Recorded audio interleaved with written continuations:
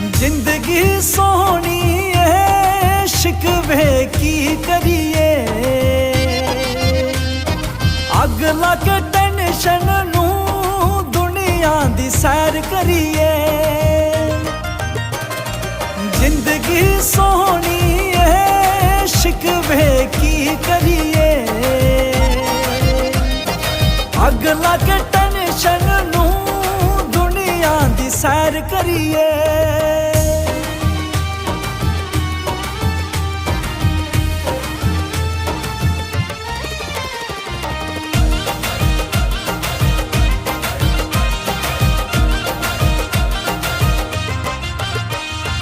गड्डी दियां दो लैना बिच लगी तार होवे, दिल वाली गल करिए नाल बैठा यार होवे।